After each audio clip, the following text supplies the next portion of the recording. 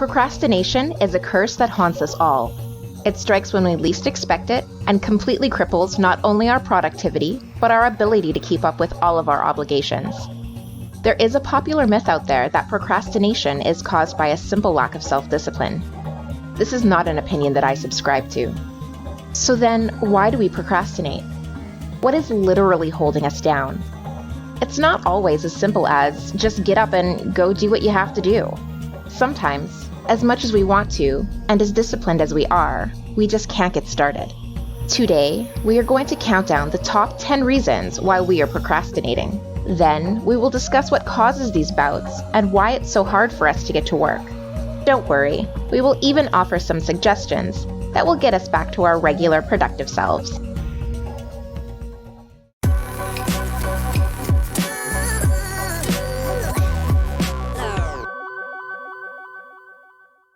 If this is your first time here, please hit that subscribe button to keep up to date with all our fresh content. If you like learning with us and growing your mind, please give us a thumbs up. This small show of support helps us out so much and also allows others to find our content easier when they need it. So go ahead and pay it forward. I suck at making decisions, or I can never stick to a plan. You're standing in the cereal aisle and you can't make a decision. Lucky Charms or Fruit Loops? Lucky Charms has marshmallows, but with Fruit Loops, every O is tasty. Besides, we both know you're just gonna pick out all the marshmallows anyways. You stand there staring, and staring, and staring. You're paralyzed, unable to decide. Is this you? Does it sound familiar at all? Or are you at the other extreme where you make decisions quickly, but then you get home and immediately second-guess yourself? The self-doubt comes rushing in, and all you can think about is that you made the wrong decision. While working on an assignment, you might scrap all the progress you made just to restart again at the last minute, simply because you don't like the strategy that you started with. A lot of people struggle with making simple decisions. The most important thing to remember is to trust yourself. You must trust your original vision. You have to be kind enough not to do yourself the disservice to undermine all of the progress you've already made in favor of cramming an entire project into too little time when you've already made a plan and committed to it. This form of procrastination is sneaky because it's thinly veiled as productive.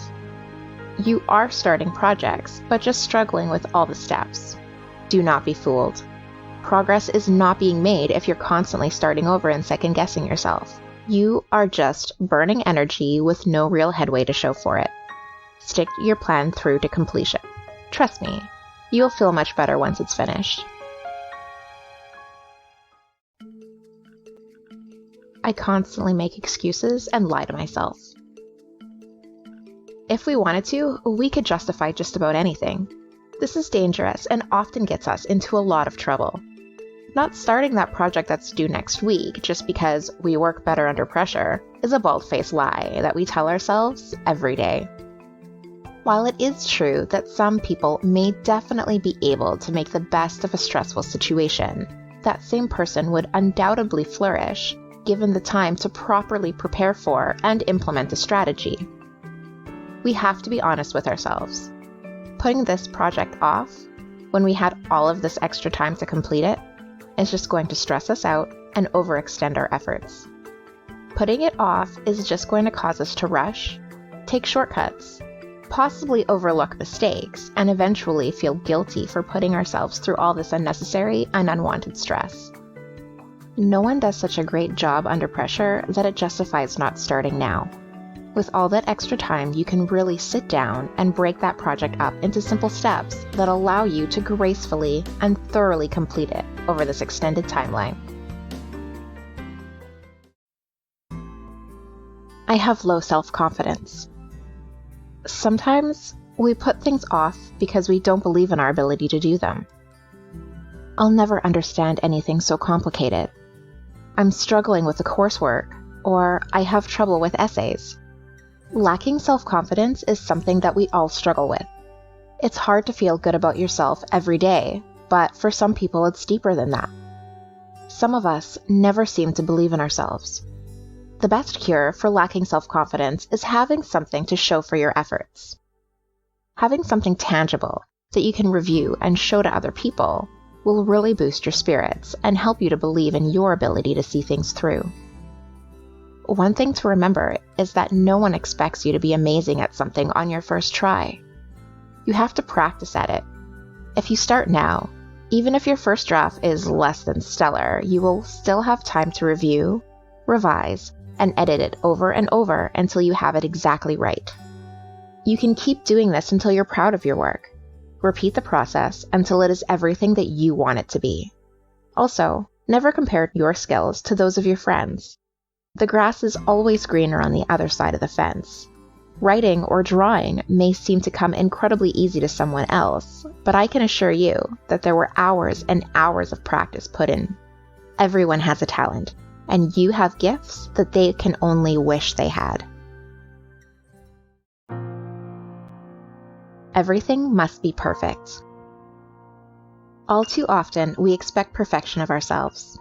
Even though we know our standards are near impossible for other people to live up to, we somehow believe that we can attain them. This is frequently caused by the absolute perfect aesthetics we are subjected to constantly on social media. These perfectly manicured models with their immaculately sterile homes and perfect GPAs are the facade that everyone puts up. The truth is, all of us struggle. Everybody has a bad day. Everyone has a Monday where the best they can do is sweatpants and a beanie. Each person has to study to get the grades that they want for themselves, and no amount of stationery or wind-blown sunset shots can change that. Many times, we must remind ourselves of this. We can't all live this perfect lie every single day.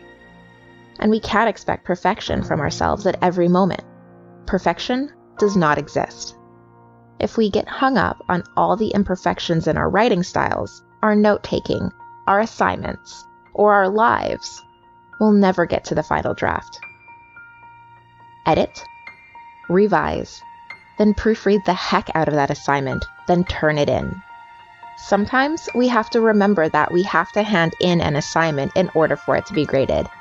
Any mark is better than the big fat 0 you will get from not handing it in at all. I don't understand how. Too many times, assignments are handed out and students are so overwhelmed by this daunting task that they simply say they don't understand it.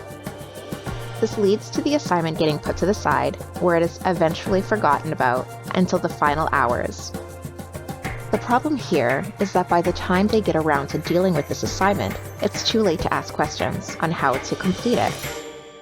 This leaves them to scramble, and we will never know if they could have gotten a better mark had they understood the project better. Start early and just try your best. Often, a lack of understanding is just being overwhelmed by something with a new mask on. Start the project and work through it step by step. More often than not, once you start moving through the process, you will find that you actually do understand it, and it's not as difficult as it originally appeared. If you do find that you are still struggling after reading the instructions and working on the steps, do not be afraid to approach your professor or the TA for help or insight. The most important thing is that you start. I just can't seem to get organized. No one is born with amazing organizational skills. This is a muscle that you have to hone and exercise every day. The important thing to understand is that once you put in the time to get yourself organized, staying organized takes next to nothing. There are so many ways to get and stay organized. Check out our playlist for some amazing ideas and easy ways to implement them into your daily life. The simplest way to organize your day is to keep a running to-do list so that you don't lose track of what needs to be done. You can find the link to this video in the description below. Unfortunately, the only way to get out of the procrastination rut caused by lack of organization is to simply get organized. I know it seems like it's easier said than done, but once you form these habits, you will be surprised at how much easier it is to get yourself together and stay on top of your tasks. Try using Siri or your Google Assistant to add tasks to your to-do list hands-free. Just ask them to create or add to your list. I don't know how to study. Unfortunately, teaching study skills is largely overlooked in high schools. Many students struggle with learning and implementing these skills because they have never been taught. They then flounder throughout the first years in post-secondary while trying to figure it out on their own. This can lead to a lack of confidence in their ability to really prepare for exams. How can you get down to studying if you're not sure you're doing it right? Figuring out how to study early on in your educational career is vital to your success, especially in post-secondary. Many students entering college or university have never studied a day in their life, only to find themselves struggling shortly after enrolling. This can often lead to a crisis of confidence in their ability to graduate, in their intelligence, and even in their self-worth. What's really unfortunate about this is that study skills are so easy to develop and learn. There are so many different ways to study, and once you commit yourself to learning them, it's really just a matter of what style is right for you. We have an entire series dedicated to different ways to study. A great place to start would be choosing a study guide. This video covers many types of study guides, and I'll link to it below. Never be intimidated to start something just because you lack the confidence to see it through. More often than not, confidence comes once you start seeing results and progress. Luckily, help is never more than a phone call, an email, or a YouTube video away. I never have any energy. Do you feel like you're always tired? The only thing you want to do all day is lie around in bed and think about all the things that you should be doing. You might binge watch Netflix or drift in and out of naps all day and just think to yourself, what's wrong with me? Why can't I get myself together? Why can't I just get out of bed and get things done? You might be surprised to hear that you're not alone. You'd be hard-pressed to find someone who does not have these lows or depleted energy levels. What we need to figure out is this something that happens occasionally or is it every day? If this happens only once in a while, is there a pattern to it? When you are reviewing this question, the first thing you should do is contact your doctor. A lack of energy can often be a symptom of something bigger, and we would never want to ignore that. Talk to your doctor and just make sure that there's not something going on beneath the surface. Once your health has been checked out and your doctor's given you the thumbs up, there are many things we can do to address this low energy. First and foremost, make sure you're getting enough sleep. I know 8 hours is often asking a lot when you're juggling so many obligations, but really try to reach this goal as much as possible. Taking in and retaining information is impossible without adequate sleep. Even going to class overtired like this is essentially useless because you're not preserving the information. Also, make sure that you are setting and sticking to the same bedtime and wake-up time as much as possible. Keeping this routine strict is the best way to feel rested. Next, consider your diet. Have you been eating lots of junk? Often fast foods can cause these energy spikes and free falls. Try tweaking your diet to include more energy-boosting foods like whole grains, proteins, and fresh fruits and vegetables.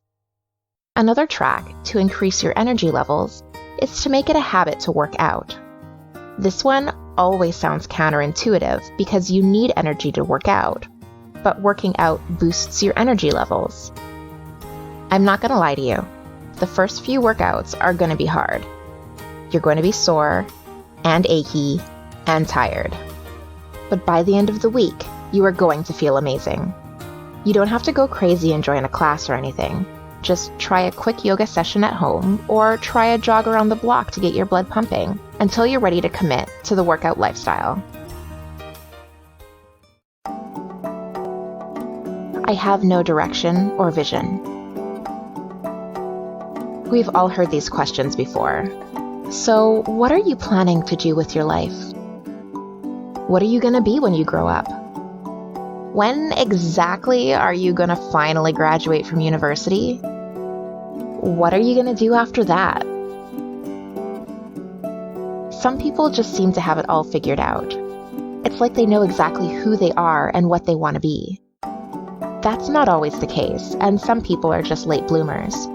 They don't find out until they're well into their careers. Others find out while they're away at college or university. It's okay to not have an ultimate vision or the exact steps you want to take to get there. However, having clear, short-term goals in mind is important for making progress in life. You may not know what you want to do as a career, but you do know that you want to pass this course. Don't let being overwhelmed by the idea of long-term success inhibit you from making short-term progress. Making goals, tracking them, and achieving them is vital for measured success. It's important to have clearly defined goals for your week, month, semester, and year. These can be something as simple as improving your GPA, getting certain courses completed, or even something personal like getting your driver's license. Depending on your actual schedule, a monthly goal can be something like acing a test, while a weekly goal would be completing all your notes and homework. Simple goals like these are baby steps towards finding and achieving an ultimate goal. Alternatively, if your goal for the year is to decide what you want to do, perhaps you can enroll in different courses that you think you might be interested in. Thinking about being a doctor? Take a biology course. A lawyer? Take something in law or criminology. Experimenting with different courses while you're at university or college is a great way to explore different opportunities without having to fully commit to a specific plan for the rest of your life. This way, you will be able to see if you take a liking to the material before you wake up in your 40s and realize it's not for you. I'm afraid I will fail. Sometimes we have dreams that are so big they scare us. If this is you, sometimes the fear of not being able to achieve such an amazing dream is paralyzing. If you don't start, you can't fail. At the same time, if you don't start, you also can't succeed. You deserve to be able to achieve anything you set your mind to. You can do it with the right strategy and proper implementation. There are so many others out there who have built empires out of nothing. Those come-ups have proven that anything is possible. You just have to start. You just have to put one foot in front of the other. This fear can be crippling, and it hits all of us. Just keep putting one foot in front of the other, stick to your plan, and do what it is you're afraid of. Procrastination happens to all of us, and it happens for a variety of reasons. The most important takeaway is that you're not too hard on yourself when it comes to self-doubt, second-guessing, lack of confidence, or the inability to make a decision. These are all problems with simple solutions. When you're deep in it, laying in bed, not doing what you need to, you might not appreciate me saying, just start. But ultimately, it's just a matter of starting. Many people will argue that one of the entries really should have been a lack of self-discipline, but I do not believe that. Even the most disciplined students and people in general will find themselves procrastinating. It's human to procrastinate, or to second-guess yourself, or to doubt yourself.